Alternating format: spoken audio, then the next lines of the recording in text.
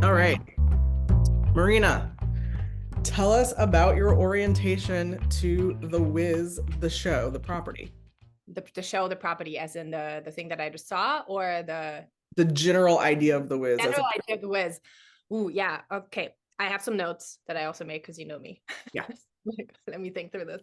So I'm a German person, so that's where I am from. So the Wiz was not a thing for most of my life.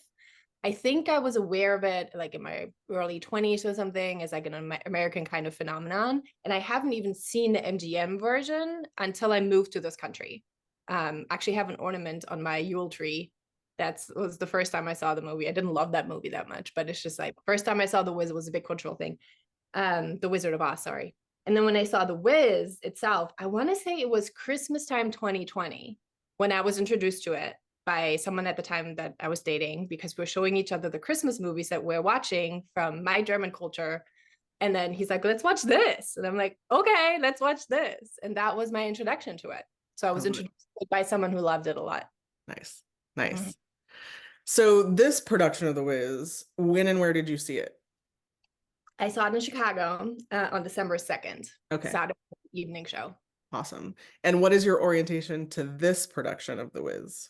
To this production of The Wiz? Well, I would say you are my orientation to it as the co-producer, and the excitement about reimagining it, or what I'm now, I think, understanding to be closer to the origin material potentially. Mm-hmm. And specifically, I think you and I had a conversation early on. Was like, I'm a little bit worried about it because of some of the scenes in the movie, and you said, "Don't worry about it." So that's kind of the thing that I'm like, Yeah, oh, we all know I'm talking about the subway scene. exactly, right. Am I going to have nightmares? Big question. We don't have to like. So, from seeing this production, can you share some of your joy crumbs from the experience? Oh my gosh, there are so many. Um, okay, let me think. I think there's so the experience itself. So the experience of the not the material, the experience was very exciting because there was a buzz in the lobby as we arrived. So we got there not that early, not super late, but like, not super early. And it was like so much excitement. It was like, oh my gosh, we're about to see the Wiz, and there was a lot of people. I remember someone that I was with, he walked in, and the very first thing he says, "Oh, it's gonna be blackety black." And his excitement about that, like Yeah. I think I get excited about borrowing someone else's joy and then amplifying that. So I was really excited because everyone was just so excited. Mhm. And there was a vibe of like everybody from St. Louis being there. Mm, Like everyone had traveled. So it's like this entire thing we're doing together. yeah. So it's like a class field trip. And now we're all here and we're going to see people outfits and people are taking pictures and we're going to take better pictures. And like this lighting isn't good. And so it's just like it was an experience, which I Hmm. really loved. Nice. So something that really stood out to me. And then let's see, I think the around the experience, it was like a leading up for us. We knew when it was happening, right? We ended up getting like floor seats, or house seats, which was that itself was an experience, and that was really lovely. And then I can say more things about like the show itself. Yeah. Yeah. Tell us what's sticking with you or resonating from the Yeah. show. So I think the very first one that I was like, oh wow, is when I texted you at this intermission, was like the transition to Oz itself. Mm, I feel like it was incredibly immersive. I was sitting there and I was like, what is happening? And then what got to Oz, and I asked you it. I feel like we just got to New Orleans. I had just come from New Orleans. I just walked with the second line, and I felt mm. like I was transported to second line in New Orleans. And I was just like, oh my gosh, this is amazing. Is that it? I love it. All the color, all the joy, like everybody was doing their own thing. There was a little bit of gospel, like all it was just really, really joyous. Yeah. That was my first. I was like, oh, this is gonna be nice. I like it. So there was that. And then I would say there was a specific person, and I wanted to make sure that I know what the person's name is. Um, One of the people in the cast, Jerome Jenkins III. Audio footnote: Jerome Jenkins III is the name the actor Colin Hayward gave to his Emerald City character. Check out what Marina is referencing on Colin's Insta at Colin Hayward. Mm. Listen, Jerome. I don't know what the question is. My answer is yes. And there was a moment where like this person is absolutely like magnetic and is able to connect with the audience and the fellow cast member on a level that it's really stand out to me. And there was a moment where I turned to David to my right and said, I don't know what we're going to say yes. And David was like, oh, it doesn't matter. We're going with them. And so like he was just flirting with everyone. And it was just so beautiful and in a very safe way. Yeah. It's just like, do you want to be here? Don't you want to come in? Don't you want to like do this? I'm like, yeah, I do. Yeah. Nice. So that really stood out. I'm still thinking about it because I don't think I've ever seen somebody there. And just generally the amount and depth of talent. I've seen other traveling Broadway shows and they've always been great talent. But this was like seeing a Broadway show with that Broadway A-list, first list talent, not on Broadway. And so the depth of talent is just, and like we had multiple people who were whatever, I don't know what the correct term is, backup or like second B, whatever the thing is. Understudies, thank you. Yeah, they're not understudies. They need their own show. Nice. So I think those were 3 things that really stood out. Are there any like themes or ideas that are sort of rattling around in your head? Yeah, there were a couple. One of them that really resonated with me is that community is the answer. So that's what it felt like. I think that in the previous versions of the material that I have seen, it was kind of, this is where it's also clear how I think about the work, because I think about the structures and not individuals necessarily. That it was personal failure before that was kind of treated. So like, you don't have a heart or you don't have a brain. What did you do wrong? Without those words. But here it's more like, no. We together, we can figure this out. You can come with us. We're on this healing journey. Do you want to join? The collective is the answer. And so it felt really non-judgmental in that way. And then the other thing, I've mentioned this to you already, Nicole, is this thing around relaxing into it. There was a little bit of at first where I felt really on guard, because when you see anything that is around specifically Black people in this country, at some point, someone's going to do or say something that's going to feel terrible, judgmental. It's going to be a paper cut, whatever the thing is. And that just didn't happen. And so I felt like I needed some time to relax into it, that I was safe here, that you weren't going to do something or say something that hurt my people. And therefore, I understand I'm a white person for people listening to this. But the people that I love, the same about body size, about the way that gender was represented. Like it just felt like just the way the world is, and there was no question about it. So yeah, it took some time to relax into it, and I could feel it. I was really on edge of like, I know, and Nicole's involved, like Nicole wouldn't do. And you didn't direct it, you know what I mean? Right. So, like, you're not like there in person. So yeah, that was something that's still sitting with me, how I felt so on guard and how I didn't realize how often I do that when I encounter material of like, ooh, I think you're about to. Yeah. And then I'm complicit in it. Right? Like, yeah. How so would you say? That's interesting. You think how would you say you're complicit in it? I mean, I'm thinking at the level of audience member. Yeah. I often think that if I am sitting in an audience, and I'm going to go away from the Wiz because it's not the case here, but if someone sits in an audience at a comedian and laughs at a joke at the expense of someone else, the way that my brain sees the world, that makes you complicit in making fun of people with this condition, with this thing. And so as an audience member, I'm very careful. I spend likely too much time, is what some of my friends say, to consider what media I consume, because I don't feel good in that situation. And my own complicity is the thing that I grapple with all the time as a person who navigates the world in this body, right? And so that's, I think, a piece that I thought a lot about since then, which wasn't even that apparent in a moment. I just noticed that it took me some time to relax and just trust that they're not going to do it. So yeah. And then afterwards, I'm like, that's so nice. And now I just can't wait to do that again, because it's so rare. Yeah. To experiences. I'm talking to 2 Black folks, so I'm assuming you understand what I mean.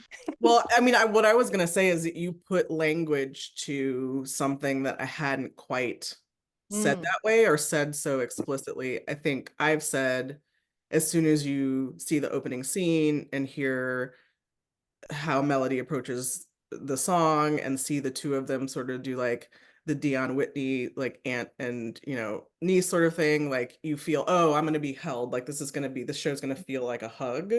Mm. But what you said is like a few layers deeper. Mm. Like I'm going to be safe for the next 2.5 hours. Nobody is going to like swipe around and like remind me of what I see all the time and experience every day. I'm just going to get to feel this wonderful thing for 2.5 hours. Mm-hmm.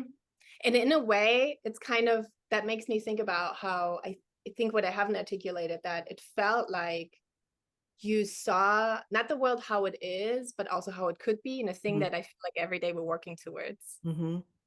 Right? Where things just are, people just are, bodies just are, gender expressions just is. No one is talking about it. It's not. Yes, that is Oz, right? Yeah. Oh, yeah. That's like that immersive, like, oh yeah, in a way that it gives you hope of like, no, it's possible. We haven't seen it in art, or we haven't seen it lived experience. I never likely will. I don't have that much time left on earth. So yeah, I think that beauty of that and that hope.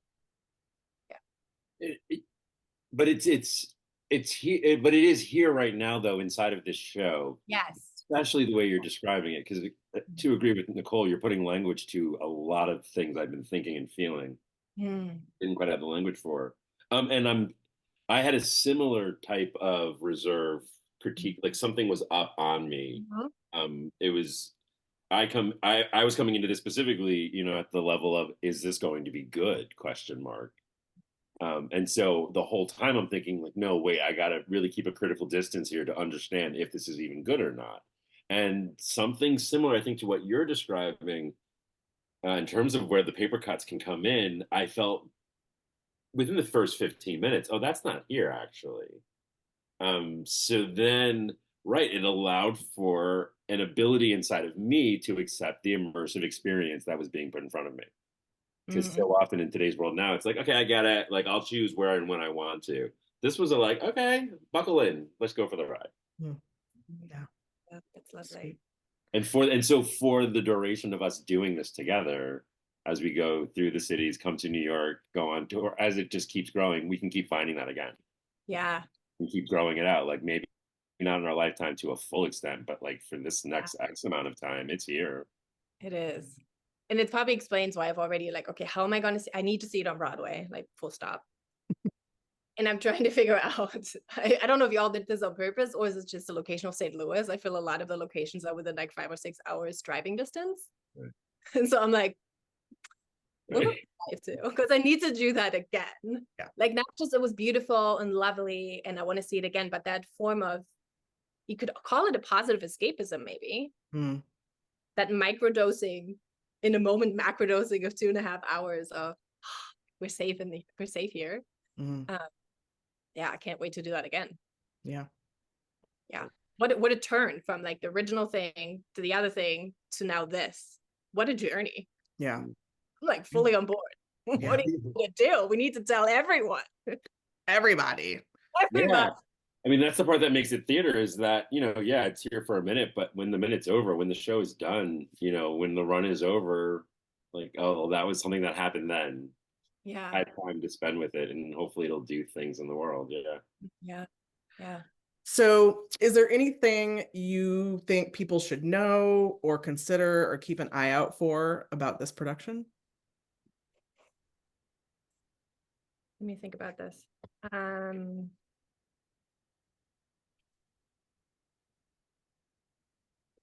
Yeah, I think we already talked about this. I think the amount of joy that's possible. Yeah. Just the amount of joy, which is, I understand you have actually said, so there's so many things now in hindsight, I'm like, yeah, Nicole said this, like, you're not ready. Like, there's so many layers. You're just not ready. And I'm like, what does this mean? It's like, you'll see. And I'm like, no, wait, tell me. Right, you're just not ready. And I think there are so many lines where it is so resonating with you and the audience. There were so many different ones where just you all of us people like, yes, like people responding like this line and the way it was written. There's one in particular that I'm thinking about that I think it's a Tinman who says this in this. I think it's in the second act. And he says like, it's the love for each other that keeps memory alive.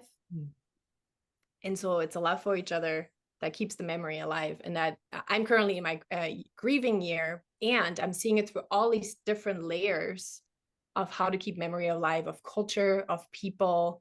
I'm thinking back to, I had literally just been in New Orleans before coming to this. So like, I'm thinking about, people who were forcibly removed, stolen from their lands. And it's the love that keeps the memory of the culture alive, of people coming together and dancing in Congo Square and all. And it's like doing all these things, that it's a love that actually has meant that a lot of things have survived, and how love is always the answer. I'm feeling myself going into an esoteric hole in my head. But that's really the thing. I think that when people come, like, something to be prepared for is the amount of joy and the amount that the material is going to resonate very deeply, depending on the lens that you're going to come in with. I think everyone's going to connect with something. Yeah, that's what I think. And cute outfits. Lots of cute outfits. That has been a theme. What did you wear?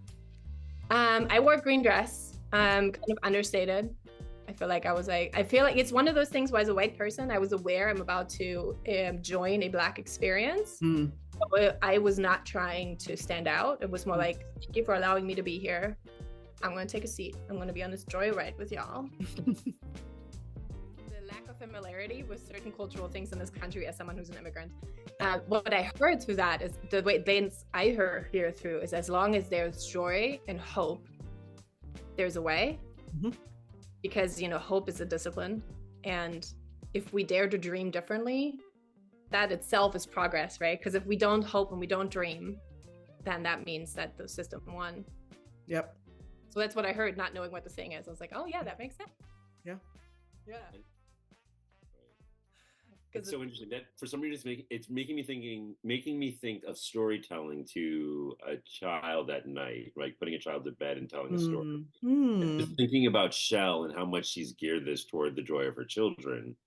That folded into the storytelling is we have to say goodbye.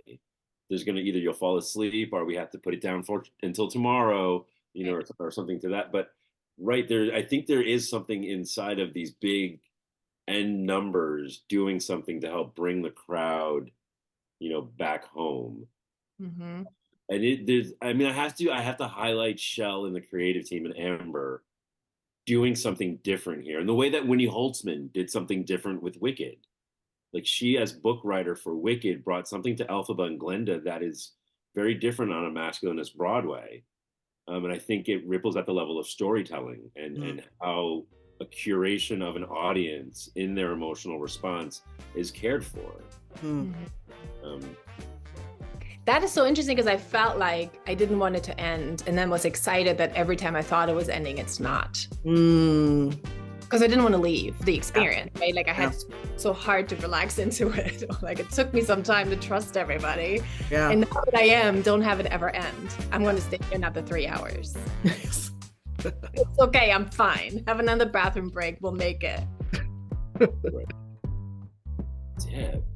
This is fun. We gotta keep talking.